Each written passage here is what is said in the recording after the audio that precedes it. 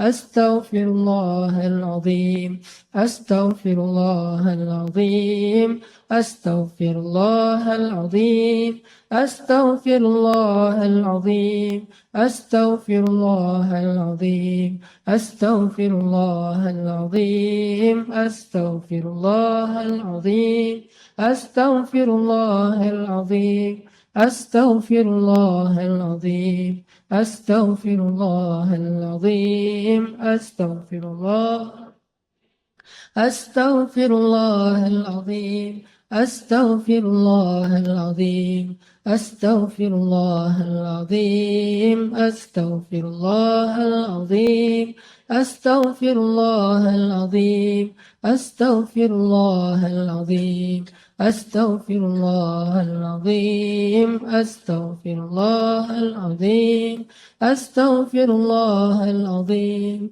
أستغفر الله العظيم أستغفر الله العظيم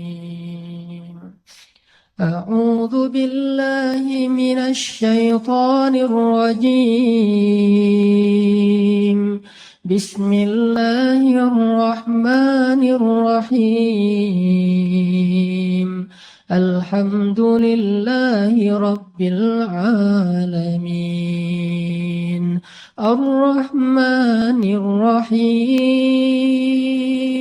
مالك يوم الدين إياك نعبد وإياك نستعين اهدنا الصراط المستقيم صراط الذين أنعمت عليهم غير المغضوب عليهم ولا الضالين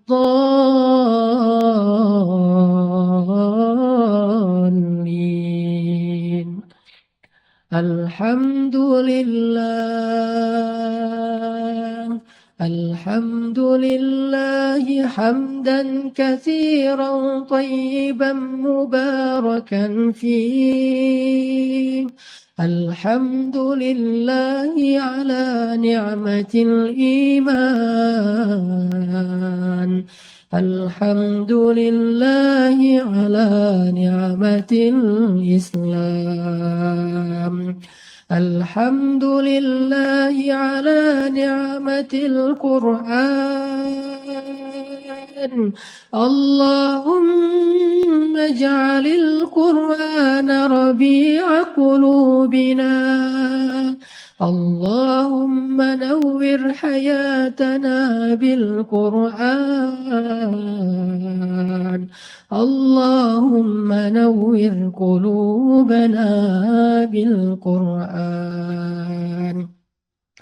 اللهم ارزقنا تلاوته آناء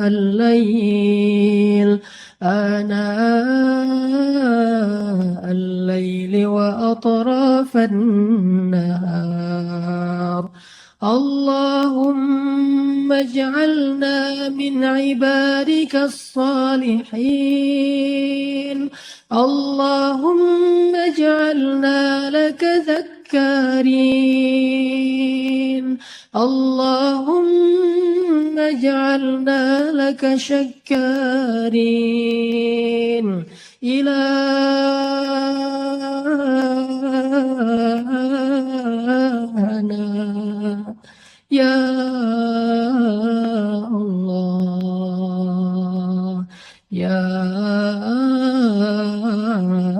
الله اللهم إليك أسلمنا وبك آمنا وعليك توكلنا وإليك أنبنا وبك خاصمنا ظلمنا أنفسنا يا الله ظلمنا أنفسنا يا الله ظلمنا أنفسنا يا الله وإن لم تغفر لنا وإن لم تغفر لنا وترحمنا لنكونن من الخاسرين.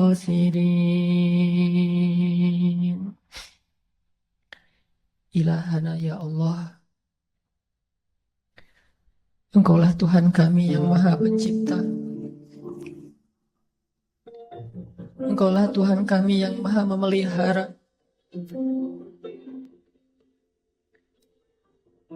Engkaulah Tuhan kami yang Maha Pengasih. Engkaulah Tuhan kami yang Maha Penyayang. Engkaulah Tuhan kami yang Maha Baik. Engkaulah Tuhan kami yang Maha Lembut, ya Allah. Karuniamu meliputi langit dan bumi, ya Allah. Tidak ada satupun kebaikan yang kami rasakan dalam hidup kami, kecuali itu anugerah darimu, ya Allah. Dan tidak ada satupun keburukan yang kami dapatkan dalam hidup kami, kecuali karena kesalahan-kesalahan kami sendiri, ya Allah. Engkau yang Maha menutupi aib-aib kami, sedangkan Engkau tahu setiap rahasia-rahasia kami, ya Allah. Engkau tahu rahasia yang tersembunyi di dalam lubuk hati kami, ya Allah. Engkau tahu rahasia-rahasia di masa lalu kami, ya Allah. Engkau tahu rahasia-rahasia dalam diam kami, ya Allah. Tidak ada satupun yang luput dari ilmu dan penglihatanmu, ya Allah. Ilahana, Engkau menutupi aurat dan aib kami, ya Allah. Engkau menjaga celah-celah kami, ya Allah. Seandainya Engkau membuka satu saja dari aib-aib kami, pasti tidak ada seorang pun yang mau berteman dengan kami. Pasti semua orang akan mencela kami dan menghina kami, ya Allah. Kami dianggap mulia karena Engkau menutupi aib-aib kami, ya Allah. Betapa maha baiknya Engkau, ya Allah. Betapa maha baiknya Engkau kepada kami. Engkau tidak membuka aib kami agar kami bertaubat, tetapi Engkau malah menunggu kami datang kepadamu. Engkau sabar melihat kami berbuat dosa. Engkau sabar melihat kami bermaksiat. Engkau sabar melihat kami ingkar. Engkau tidak murka kepada kami. Engkau tidak timpakan kami azab-Mu seketika saat kami berbuat salah. Betapa baiknya Engkau, ya Allah. Kami berjanji kepadamu lalu mengingkarinya. Kami meminta maaf kepadamu lalu mengulanginya. Kami minta ampun kepadamu lalu sengaja melakukannya. Tapi Engkau tidak marah kepada kami, ya Allah. Berulang kali kami melakukan kesalahan-kesalahan yang sama. Berulang kali kami meninggalkan sholat. Berulang kali kami berbuat maksiat. Tetapi Engkau sabar kepada kami, ya Allah. Engkau sabar menanti kami datang. Datang kepadamu dengan beristighfar dan meminta ampun. Walaupun bertahun-tahun lamanya Engkau menunggu kami datang, ya Allah. Engkau selalu berbaik sangka kepada kami. Engkau tidak mencelakai kami di hari ketika kami berbuat dosa, ya Allah. Karena Engkau kasihan kepada kami. Sekiranya Engkau membinasakan kami saat sedang kami berbuat dosa, pastilah kami akan binasa dan celaka selama-lamanya di akhirat, ya Allah. Pastilah kami akan sengsara abadi di dalam neraka. Tapi Engkau Maha Penyayang. Engkau kasihan kepada kami. Engkau tunggu kami datang kepadamu. Di siang hari Engkau menunggu kami tidak datang. Di malam hari Engkau menunggu kami tidak datang. Di hari Jumat Engkau menunggu kami datang, kami pun tidak datang. Di bulan Ramadan Engkau menunggu kami bertobat, kami pun belum sadar. Betapa sabarnya Engkau menunggu kami, ya Allah. Sedangkan kami tidak sabar menunggu Engkau mengijabah doa-doa kami yang baru sehari atau 2 hari, ya Allah. Kami tidak sabar menunggu Engkau mengabulkan permintaan kami, padahal baru saja beberapa saat kami meminta. Sedangkan Engkau sabar menunggu kami meminta ampun kepadamu bertahun-tahun lamanya berbuat dosa, ya Allah. Betapa baiknya Engkau, ya Allah. Segala puji bagimu, ya Allah, atas kebaikan itu. Segala puji bagimu, ya Allah, atas kesabaranmu itu, ya Allah. Segala puji bagimu, ya Allah, atas kasih sayang itu. Kini kami datang, ya Allah. Kami datang setelah sekian lama Engkau menanti, ya Allah. Kami sadar diri kami tidak pantas. Kami sadar diri kami tercela dan hina. Kami sadar diri kami sudah berlebihan kepadamu, ya Allah. Kami sadar diri kami sudah melampaui batas, ya Allah. Tapi kami tidak mau menjadi orang-orang yang berputus asa, ya Allah. Kami tidak mau menjadi orang yang berputus asa dari rahmat-Mu, ya Rabbana. Karena kami tahu Engkau saja tidak pernah berputus asa untuk menunggu dan memaafkan kami. Sungguh tidak pantas kami berputus asa meminta maaf kepadamu, sedangkan Engkau tidak berputus asa memaafkan. Kini kami datang, ya Allah. Kami datang dengan hati kami yang pasrah. Hati yang dipenuhi rasa penyesalan terhadap dosa-dosa di masa lalu. Kami datang kepadamu, ya Allah. Maafkanlah salah-salah kami, ya Allah. Ampunkanlah dosa-dosa kami, ya Allah. Yang bahkan dosa baru saja kami lakukan beberapa waktu yang lalu. Dosa yang kami malu untuk menyebutkannya satu persatu, ya Allah. Dosa yang kami tidak sanggup menghitung jumlahnya, ya Allah. Dosa-dosa besar yang membuat kami merasa sangat malu di hadapan-Mu, ya Allah.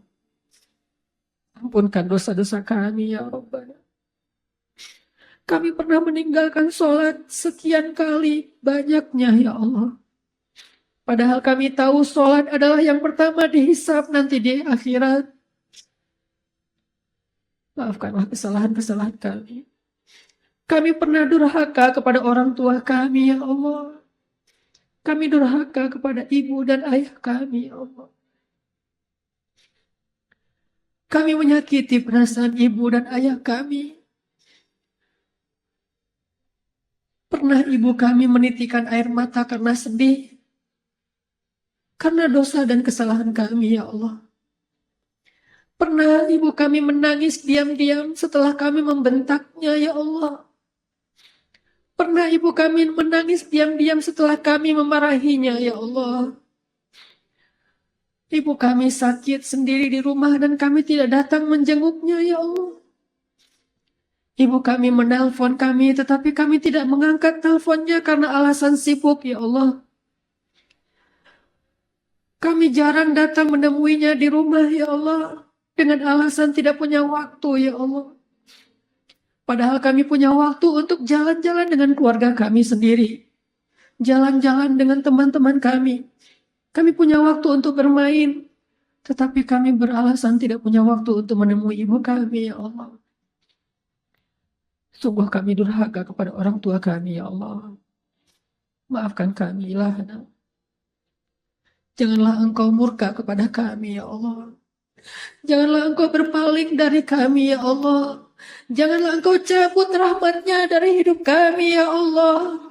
Janganlah Engkau tutup pintu hidayah bagi kami, ya Allah. Karena dosa-dosa kami. Betapa rugi dan celakanya hamba yang telah Engkau palingkan rahmat-Mu darinya, ya Allah. Maafkan kesalahan kami. Ilahana, bimbinglah hati kami, ya Allah. Kami ingin memperbaiki diri. Kami ingin berhijrah. Kami ingin bertaubat. Kami ingin mendekat kepadamu, ya Allah. Bimbing kami harus seperti apa. Karena kami ini bodoh, ya Allah. Kami ini bodoh, ya Allah. Tidak tahu apa-apa. Bimbing kami di jalan-Mu, ya Allah. Agar kami sampai ke dalam ridho-Mu, ya Allah. Rabbana, atina fid dunya hasanah. Wa fil akhirati hasanah.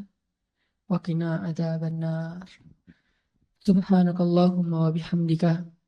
Asyhadu an la ilaha illa anta. Astaghfiruka wa atubu ilaik. Assalamualaikum warahmatullahi wabarakatuh.